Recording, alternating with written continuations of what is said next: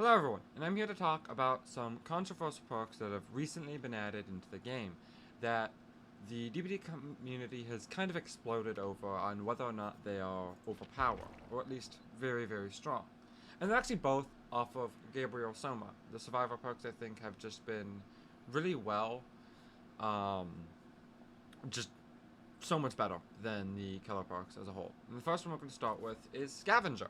Now, both of these perks have each been compared to another perk, so we will be talking about both these perks and what makes them better and worse.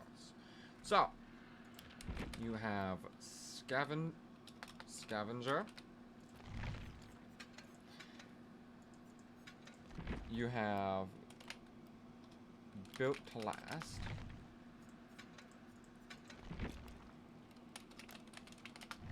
And Boondock. Okay, so first off is Scavenger and Built to Last.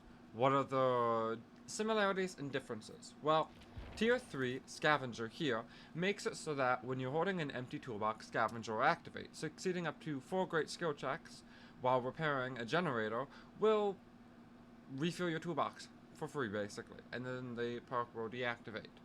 So, Arts made a video calling out how seriously stupid that perk is, and the community kind of, I know, is backlash, but going, well, it's just built to last, basically. So, what's the difference? You know, like, this perk is basically just worse built to last, and built to last isn't that overpowered. So, what's the difference? And the difference is built to last has cost that needs to be sunk into it, time. Um, you have to go and find a locker, and even if you're doing a gen right next to a locker, you hop in a locker within 1 second.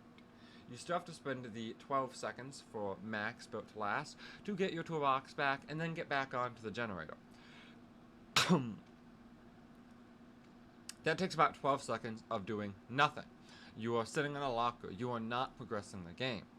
Whereas, for example, within 12 seconds of doing work on a generator, if you got really lucky, you could easily get 4 grades. Now, is it likely to get it on 4 grades within 12 seconds? No, but it doesn't matter.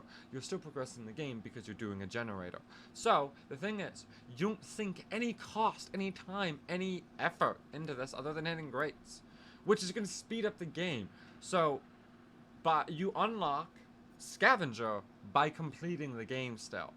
You have to be doing something other than your main objective for Built to Last. Whereas for Scavenger, you can be doing your main objective and just get it back for free. Basically meaning that Built to Last is way inferior to it in the usage for toolboxes. Because of this, you lose nothing for running Scavenger. You lose no time, you just do your gens as you normally would when you have a toolbox for a little bit. Once you've hit 4, pop back on and continue on with your now refilled toolbox completely. It is definitely scary, and especially if you run it with really strong toolboxes, would be a very stupid thing to do in amount of strength. So the other perk that we have to talk about here is Made for This.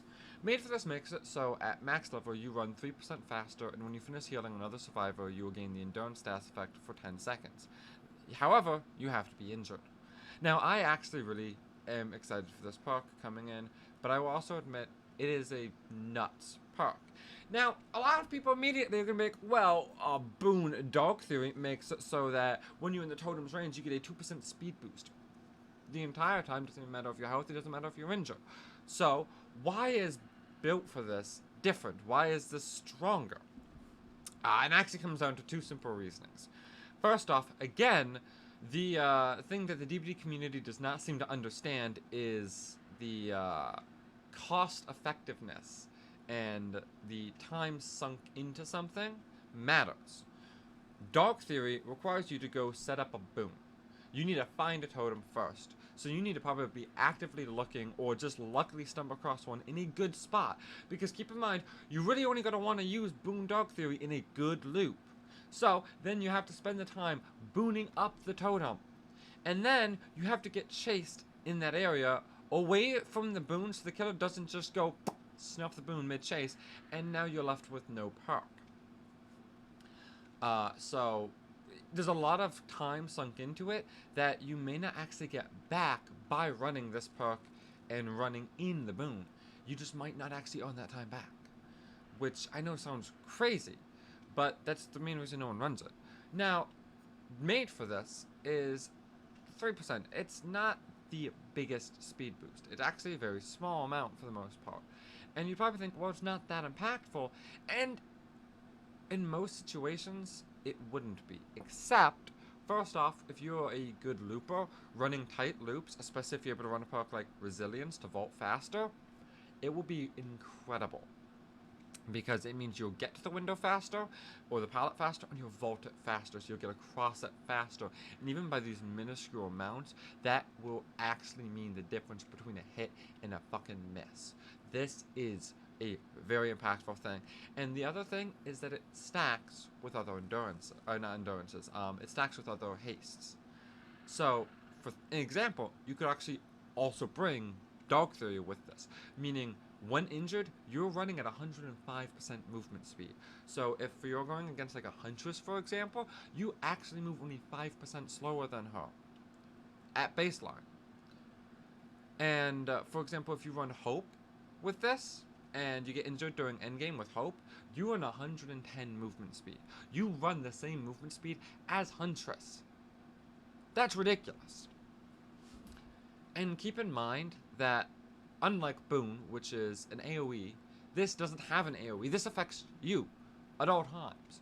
So that means that if you, for example, get chased out of an area, out of a dead zone or whatnot, you have this going into it. And it is just a 3% speed boost, but it's constant, meaning it stacks up in its effectiveness. You will get to somewhere much faster because every second you're getting there, you're moving 3% faster. It is actually going to be pretty good, and this will make a difference even for some simpler things as well. Just making it somewhere in enough time, whether it's a loop, whether it's a survivor, you might actually be able to make a save because you moved 3% faster. And again, unlike Boon, there's no setup to this. You just get injured. It activates. And keep in mind, this activates immediately, meaning there's also kind of buffs your upon getting injured boost. Once you get hit, you're actually going to make it a little bit further because you're just a little bit faster. And again, this just infinitely keeps being true because you keep that speed boost. It won't go away until you're full health. And the thing is, I think this would honestly bring back the 99 heal meta if someone's not running sloppy. Because you can run this, get to the point where you're pretty sure you're going to get hit, pop a heal, fully heal yourself, take another hit, and reset Bloodlust, gain a shit ton of distance, and it won't make you exhausted, so it's not like, for example, using something like Dead Hard. That is the thing, this perk doesn't work with exhaustion perks, but you can still run an exhaustion perk and basically use an exhaustion perk as your last resort.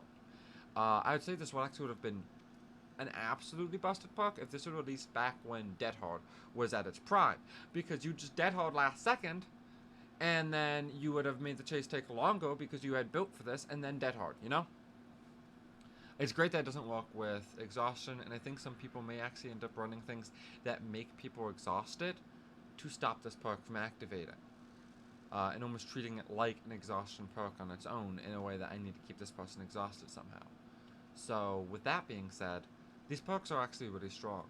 I think that built for this will definitely be meta if released in its current state. Now, do I think it's going to be the most problematic perk in the game? No. Honestly, I don't think it will. I think it'll be a frustrating perk to run against sometimes, but at the same time, I actually would encourage people to run this perk. It encourages staying injured, if you want to get value for it, and it encourages interaction with the killer. So I actually think these are better things for the game overall than if you were just running like Sprint Burst Lithe, get away from me meta bullshit, you know, or like Overcome, where it's just, again, you're trying to lose the chase and just get away. This, I think, still actually incentivizes interaction with the killer, which is, in my opinion, a very good thing for it. I just think that if they just made it like non-stacking, that would probably basically fix the perk. It would still be a strong perk, but it would not be stupid in your ability to stack it with stuff. And as for Scavenger, I'm not sure how they'd really be able to change this perk to not make it completely overpowered. Because it's being able to just refill your toolbox by basically doing nothing is really good if you bring a good toolbox for it. But yeah, that's my take. I actually think that these perks are very strong and definitely problematic. However, I definitely think made for this, I keep calling it built for this, sorry, but made for this, is still a healthy perk because it incentivizes interaction between the two sides. I think that they just need to make the endurance not able to stack with other endurance. Not the endurance, the haste. I keep calling it endurance, sorry. Just make the haste not stack with other hastes. So you can't run it with like Boon Dark Theory or Hope and stack up to 5%, 10%, 17% movement speed. You know? Like, make it not stack and everything should be okay. And how do you make it not stack? I'm not sure. You've made endurances not stack, so I'm sure you can make it so that hastes, at least maybe this haste can't stack. Like maybe make it a unique haste, right? That would just be overruled by other hastes. So for example, if I was in Hope and I was injured, Hope would just activate not made for this. Maybe make it so that if there's a faster endurance, this perk won't activate the speed boost. It will just activate the endurance part if you manage to heal someone. And then yeah, like I said, Scavenger, maybe, I don't know. I guess maybe make it more skill checks so you have to at least wait longer, but then you're still just getting it for free. So I don't know. I'm not sure how you'd fix this, but thank you guys so much for watching. Expect more content in the future. I know I haven't been great with weekly walks, and I'm sorry about that. I've a bit fallen behind on editing stuff because of massive insomnia issues, basically. I'm really trying to work my way back right through things. So thank you guys so much for watching, and I'll see you guys in the next one. Bye-bye.